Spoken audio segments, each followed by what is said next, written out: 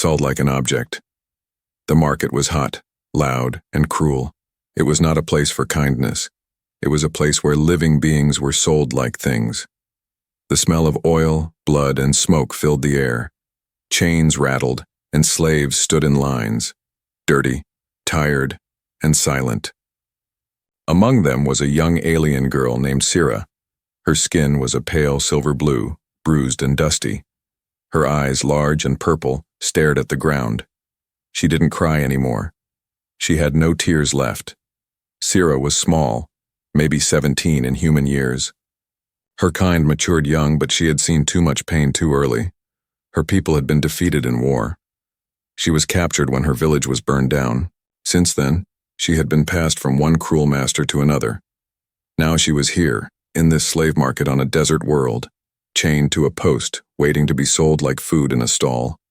Loud voices shouted prices, wealthy aliens with sharp teeth, and glowing eyes walked by poking and inspecting slaves like meat. Sira didn't look up. She had learned that making eye contact could get her beaten. "She's still young," one alien dealer said loudly, pointing at her. "Obedient, quiet. Could be trained for hard work, or private use." The crowd laughed cruelly. Sira felt her stomach turn, but she didn't move. She was used to this now. Then, a strange silence. Heavy boots walked slowly across the metal floor. The sound was different from the others, calm, controlled. A shadow stopped in front of her. "What's this one's story?" a deep, tired voice asked.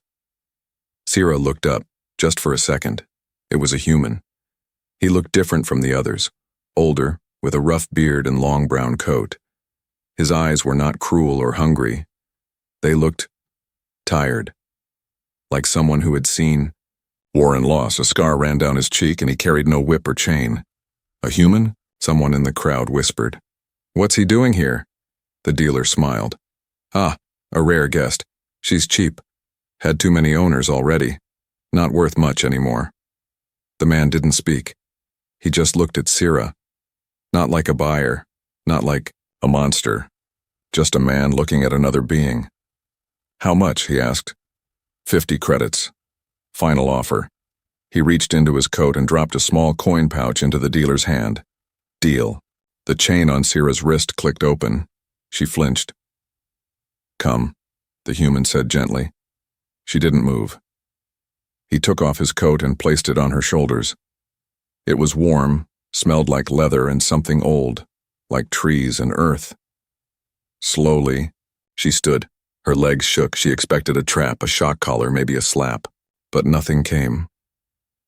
The crowd watched in silence as the human walked away with the alien girl. Many laughed, thinking he had bought her for something dark. Sira thought the same. She had heard stories of humans too. She knew they were dangerous. She kept her head down as they left the market and entered a small ship. It wasn't fancy. It was old and a bit broken, like its owner. Inside, he didn't lock her up. He pointed to a small room. "You can sleep there," he said. She didn't respond. He placed a tray of food on the table. Real food, not the stale cubes slaves usually got. "Eat," he said. Still, she didn't move. He looked at her for a long moment, then turned to leave, but before he stepped out, he said one thing that made her chest ache. "You're safe now." The door closed behind him. Sira stood alone in the quiet room. She looked at the food. Her hands trembled. She sat down slowly and took a bite. The taste brought tears to her eyes, but not because it was good. It was because no one had cared enough to feed her like this in years. She curled up on the bed, still wearing his coat. For the first time in a long time, she closed her eyes without fear, but her thoughts still whispered, "What does he want from me? Why is he being... what kind of torture is this?" She didn't know yet that this human was not a master. He was something else. Something dangerous. Someone who still believed in saving others. Sira woke up the next day, confused. There were no chains, no guards, no shouting voices, just silence. Just the soft hum of the old spaceship moving through the stars. She sat up slowly, still wrapped in the human's coat. The bed was small but clean. The air smelled faintly of metal and something warm, like food. This had to be a trick, a new kind of torture. A way to break her spirit slowly. She stood up and tiptoed toward the door. Her legs still ached, but they no longer shook. She expected it to be locked. It wasn't. She stepped into a narrow hallway and followed the faint smell. It led her to a small room. There, the human sat at a table, drinking something hot and dark. He looked up when he saw her. No anger, no fake smile, just a calm nod. "You're up," he said. Sira didn't answer. He pointed to a second plate of food, still warm. "Eat." She didn't move. He didn't force her. Instead, he stood, up slowly and walked to the other side of the room. He picked up a small box and began fixing a broken part of the ship. His movements were quiet, careful, practiced. No commands, no questions. Sira watched, unsure. Back in the camps, this would never happen. Slaves were not allowed to stand while masters sat. Slaves were not allowed to breathe freely, let alone watch. But this man, he acted like she wasn't a slave. She sat down. She picked up a spoon and took a small bite. Her hands trembled. The food was simple: eggs, bread, something sweet. She swallowed hard. It didn't burn her tongue. It didn't make her sick. He must be waiting for something, some price, some demand. That's how it always went. But hours passed. He just worked silently. When he finally spoke again, his voice was calm. "My name is Daniel," he said. "From Earth, retired soldier." Sira blinked. She had heard of Earth, a dangerous place. Death world. Humans were strong, strange, unpredictable. She had never met one before Daniel. "I'm not your master," he continued. "I don't believe in slavery. You were alone. I couldn't leave you there." His voice was not proud, just honest. Sira finally spoke. Her voice was dry and low. "Then why buy me?" Daniel paused, then said something that stopped her heart for a moment. "You looked like someone I lost." Sira looked away. The ship hummed quietly. Outside, stars drifted by like glowing dust. Daniel turned back to his tools. "You're free to go. If you ever want to leave, I'll drop you off anywhere safe." Her eyes widened. She didn't understand. No one ever said those words to her. Free to go? What did freedom even mean? She stared at her hands. They were scarred, worn from work. Her back still remembered the sting of whips. Her mind still carried nightmares. She whispered, "I don't know what to do." Daniel didn't look at her. "Then rest. You'll figure it out." That night, Sira couldn't sleep. Not because of fear, but because she kept waiting for the moment the kindness would stop. The moment he would change. The moment he'd hurt her. But the pain never came. Only silence. Only stars. Only a strange human who didn't ask for anything. Just one word from his lips before she drifted to sleep again. "Good night. Part 2 ends here. Would you like me to continue with Part 3? The chains within next?" You said, "Start with Part 3. More unique ChatGPT said, "Here is a more unique and emotional Part 3 of your story, written in third-person style and simple basic English, for your HFY Sci-Fi YouTube channel." This part explores Sira's inner struggle, how even without chains, she still feels trapped inside. Part 3. The chains she couldn't see. Third person, simple English, 800 words. Sira was no longer in chains, but the fear stayed. Days passed on the ship. Daniel treated her kindly. He didn't touch her without asking. He didn't raise his voice. He gave her food, clothes, and quiet space. But Sira still woke up sweating at night. She folded her clothes like a slave. She stood when Daniel entered a room. She waited for orders that never came. Even her steps were quiet, too quiet, like she was hiding from a monster that wasn't there. Daniel noticed. He said nothing at first. One morning, she spilled a cup of water by accident. Her hands shook. She dropped to her knees and started cleaning fast, heart pounding. Her body expected punishment. But Daniel didn't shout. He just walked over slowly, knelt beside her, and helped wipe the floor. When she looked at him, confused and scared, he said something that broke something inside her. "You're not a slave anymore, Sira. You don't have to fear me." But she did. Not because he was cruel, but because she didn't know how not to fear. Slavery had trained her to expect pain. Freedom was a strange idea, like a word in a language she didn't understand. She stared at him, her voice barely, a whisper. "Then, what am I now?" Daniel leaned back. "You're Sira. Just Sira. That's enough." She sat in silence long after he walked away. Later that night, Sira found a mirror in the small bathroom. She stared at her reflection. She looked cleaner now, stronger. But she didn't recognize the girl in the glass. Not yet. The next day, Daniel showed her how to use the ship's controls.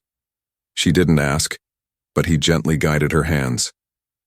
"This is the navigation system," he said. "These buttons are for communication. Don't worry, you won't break anything." Sira's fingers trembled as she touched the buttons. She didn't know how to learn. Her past owners had never let her touch anything but tools and chains. Daniel stood behind her, not too close. When she made a mistake, he smiled. "That's all right. Try again." It was the first time someone had told her that mistakes were okay. One night they sat together in the small dining area. Sira stared at the stars outside the window. She had never really looked before. "They're beautiful," she said softly. Daniel nodded. "They are." She turned to him. "Do you miss your home?" He took a deep breath. "Sometimes. But I don't think I belong there anymore." She tilted her head. "Why?" He looked into his cup. "Because when you lose everything, home starts to feel empty." Sira didn't ask who he lost, but she could feel the sadness in him. For the first time, she didn't feel like just a rescued thing. She felt like a person, sitting across from another person, sharing silence and stars. The next morning, she woke up earlier than him and made something that looked like breakfast. It was a little burnt, but when Daniel tasted it, he smiled. "Not bad," he said. Her cheeks flushed, and for the first time she smiled too. It was small, almost shy, but it was real, Daniel noticed. "You should do that more." "Smile?" she asked. He nodded. "Yeah, it suits you." That night she sat in bed and touched the old scars on her arms. They were reminders of her past, but they no longer felt like chains. And as the ship moved silently through space, she whispered to herself, "Maybe I can learn to be more than what they made me." She still didn't know what freedom meant, but for the first time in her life, she wanted to find out. Sira sat by the window again, watching the stars stretch across the dark sky. Each one shimmered like a tiny light of hope, far away, just out of reach. But for the first time, she didn't feel like a prisoner looking through bars. She felt like a traveler. She heard footsteps. Daniel entered the small room, carrying a folded piece of paper, worn and creased. He sat across from her without saying a word and placed the paper gently on the table. Sira looked at it. It was a photo. A little girl smiled from the picture, missing one front tooth. Her eyes were bright, just like Daniel's long ago. "That's my daughter," Daniel said softly. Her name was Elise. Sira stared at the image. The girl looked so happy. "She died?" she asked quietly. He nodded once. "War. A senseless one. Earth lost too many people. I lost everything." The silence grew heavy between them. Sira didn't know what to say. She had seen so much pain, but this was different. This was a father's pain. "I saw her in you," Daniel continued.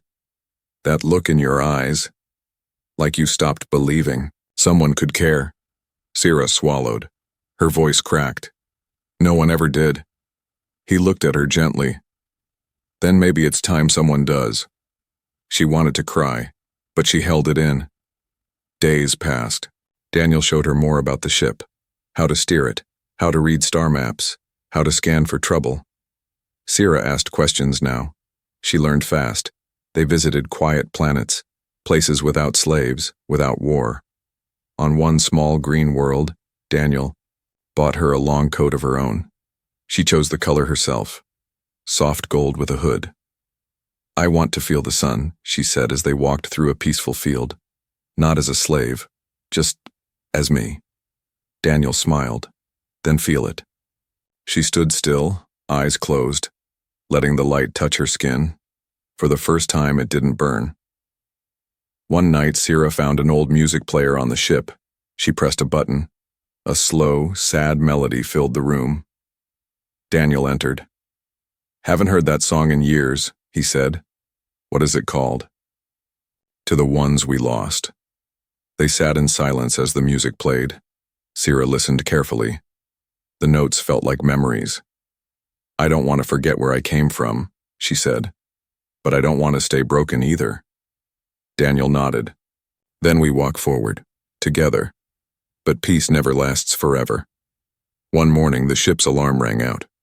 Red lights flashed. Sira rushed to the control panel. A bounty hunter's mark blinked on the screen. Daniel's face turned serious. They've found us. Sira's heart raced. Her old owner must have sent someone to find her. Panic took over. She looked at Daniel, eyes wide. You have to leave me. I'll run. You'll be safe without me. But Daniel shook his head. His voice was firm. I didn't save you to throw you away. She had no words. He walked past her to the weapons locker. Dusty blasters, old armor, Earth tech. He was preparing for war. Again, this time for her. And as he pulled on his gear, Sira whispered, You'll fight them. For me? He met her gaze, every last one of them. That night, as stars blinked around their tiny ship, Sira sat with her new coat clutched in her hands. She wasn't that slave girl anymore. She was something else now, not just free. She was worth fighting for. The stars looked calm, but danger was hiding behind them. Daniel stood at the ship's control panel, his face tense. The bounty signal kept flashing, a red skull with 3 eyes. That was the mark of Xerox, one of the most feared slave hunters in the outer rings. He's not here yet, Daniel said, checking the radar. But he's close, too close. Sira sat quietly in the co-pilot's chair. Her hands were tight around her coat. She had heard of Rak before. Everyone had. He didn't take back slaves to their owners. He killed them, slowly, for entertainment. She turned to Daniel. You can still drop me on a nearby planet. I'll hide. You'll be safe. Daniel gave her a hard look. I don't leave family behind. Sira froze. Family? That word hit harder than any chain ever had. The ship went dark. Daniel activated stealth mode and cut the lights. They couldn't outrun Vrak's ship. It was newer, faster. But maybe, just maybe, they could hide. Sira watched him prepare the weapons. Old Earth-made rifles, EMP grenades, a plasma blade with scratches on the hilt. He handed her a stun gun. She stared at it. I've never used a weapon. Daniel met her eyes. Then now is a good time to learn. Minutes passed like hours. Then a deep thud shook the ship. Vrak had found them. His massive vessel hovered like a shadow outside. It looked like a flying fortress, covered in bone armor and war symbols. A sharp metallic voice echoed through the speakers. Give me the girl, human. This is your only warning. Daniel smiled coldly. I never liked warnings. Then he pressed a button, and the ship's defensive guns roared to life. Sira jumped. The battle had begun. Vrak's warriors landed on the hull. They began cutting through the outer wall. Sparks flew. The ship shook again. Daniel handed Sira a comm. Stay in the engine room. Lock the door. Don't come out unless I call you. She looked at him terrified. You'll die out there. He touched her shoulder gently. I've survived worse. Then he walked out. Sira sat in the engine room, alone in the dark, shaking. She could hear blasters outside. Screams. Explosions. Her heart raced. She hated this. Hated being helpless again. She looked at the stun gun in her hand. "No," she whispered. "Not this time." She stood up. She opened the door. In the hallway, smoke filled the air. 2 alien raiders spotted her. But she aimed quickly and fired. They dropped with a crackle of electricity. She kept moving. She found Daniel in the control room, bleeding from a deep wound on his side. 3 more raiders lay unconscious around him. "Sira?" he said, shocked. "I told you to stay hidden." She fired at another attacker coming from behind him. The creature fell. "I'm done hiding," she said. Daniel gave her a weak smile. "That's my girl." Together they fought back to back.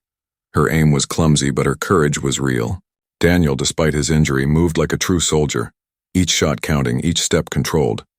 Vrak himself entered last. He was 8 feet tall, covered in thick metal plates with burning red eyes. "You should have given her to me," he growled. Daniel raised his rifle. Vrak laughed. "That old thing? You think that can stop me?" "No," Daniel said, "but she might." Sira stepped forward, eyes full of fire. Vrak barely reacted, until she threw the EMP grenade right at his chest. It exploded in a flash of blue light. Vrak screamed as his armor shut down. Daniel fired the final shot. The bounty hunter fell, motionless. Silence. Returned to the ship. Sira fell to her knees, shaking. Daniel knelt beside her, gripping his side. "You did good," he whispered. "I was so scared," she said, eyes full of tears. "Being brave," he said, "doesn't mean you're not scared. It means you fight anyway." That night, Daniel rested in the med bed. His wound would heal. Sira sat beside him, holding his hand tightly. "I never had someone fight for me," she whispered. Daniel didn't open his eyes, but he answered, "Now you do." Smoke filled the hallway. Wires dangled from the ceiling. Fire sparked from broken panels. The ship was damaged, but alive. So was Sira. She sat on the floor beside the medbed where Daniel lay. His shirt was stained with blood, but the machine beeped softly. He was stable. For now. Her hands were still trembling. Her heart raced every time she closed her eyes. She could still see Vrak's red eyes, still hear his growl, still smell the fire and blood. She had fought, she had survived, but now she was afraid of something else. Losing him. Suddenly, Daniel's eyes opened, weak but focused. "Hey," he whispered. Sira gasped and smiled. "You're awake." He tried to sit up, but she gently pushed him back. "Don't move. You lost a lot of blood." Daniel chuckled, just a little. "You sound like a soldier now." She looked down. "Maybe I am. A little."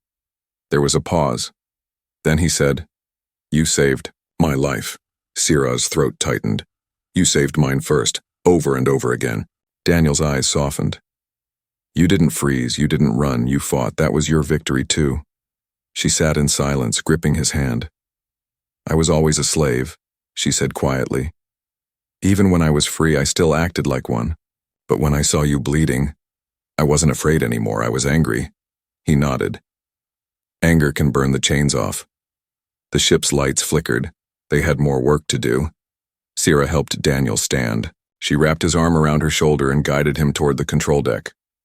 "We have to get this ship fixed before someone else comes looking," she said. Daniel smiled, proud. "You're giving the orders now?" She grinned.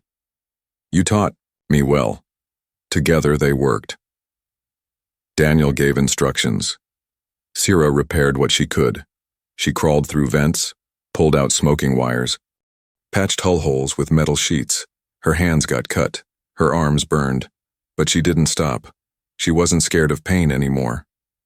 Later that night, they finally sat down.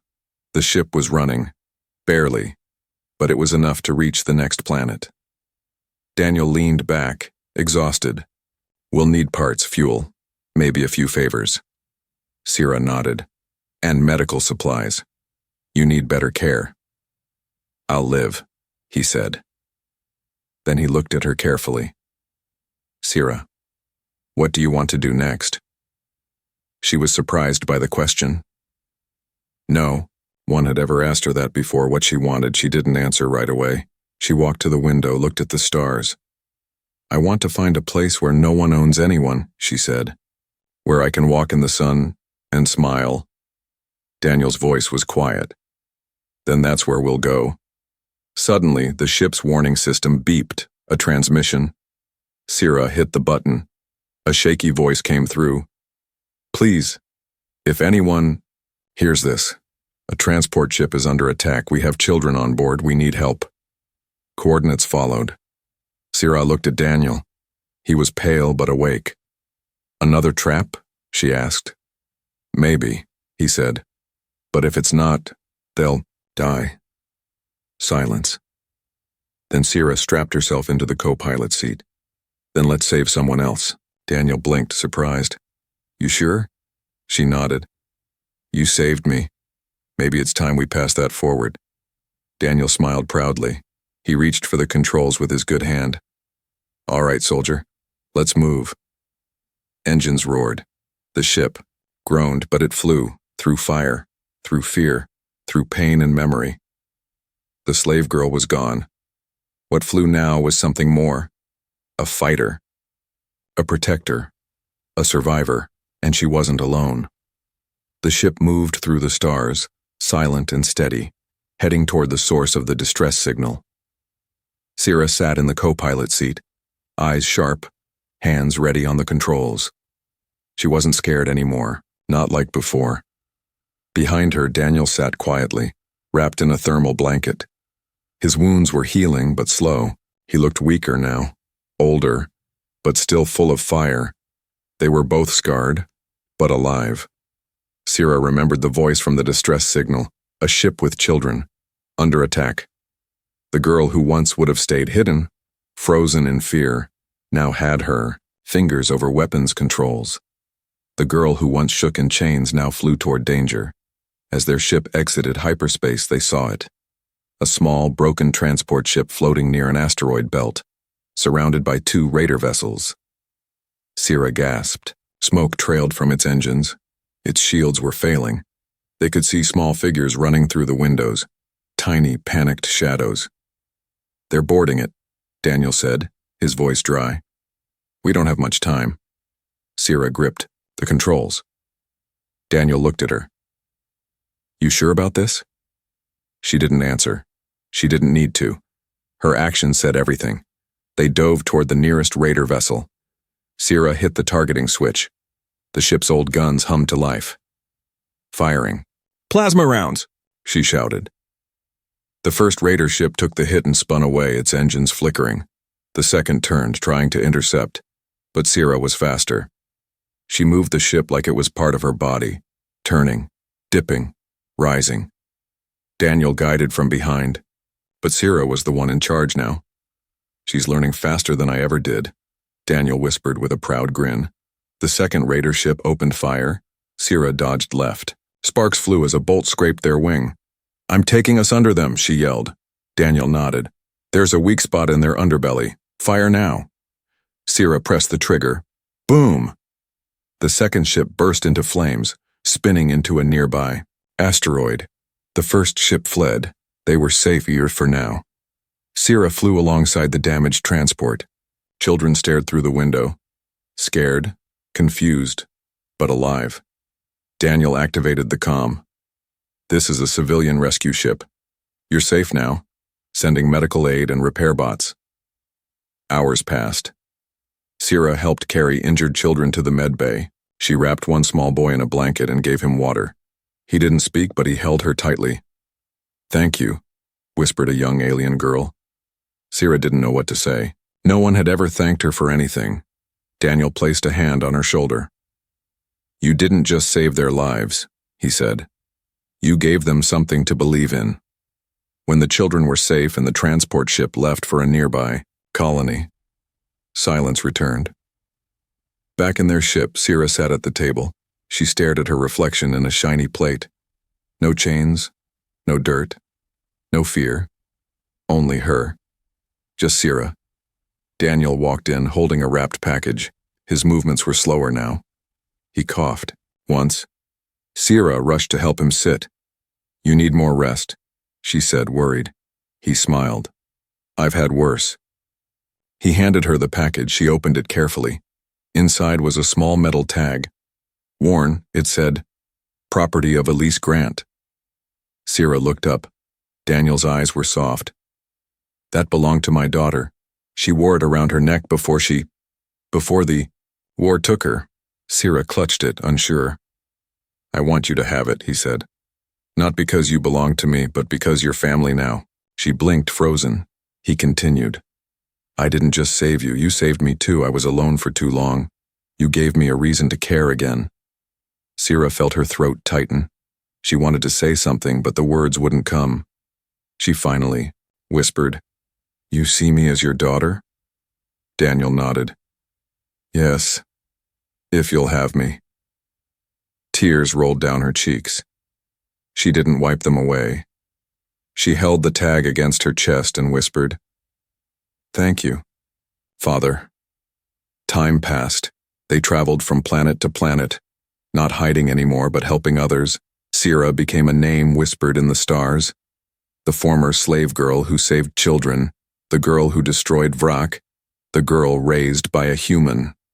One day, they landed on a green planet filled with forests, rivers, and tall blue flowers. A peaceful place. Daniel was getting older now. His walks were slower. His hair had turned more gray than brown, but he was happy. They built a small house by the lake. Sira took care of the garden. She learned to cook human meals. She even laughed sometimes. One afternoon, a group of young aliens came running to their home. "Miss Sira, some traders need help." "In the forest." She grabbed her coat and kissed Daniel on the forehead. "I'll be back before sunset," she said. He smiled, watching her run. His daughter. His hope. That evening, Sira returned. Mud on her boots, smiles on her face. Daniel sat in a chair holding an old photo of Elise. "You two have the same eyes," he said as she sat beside him.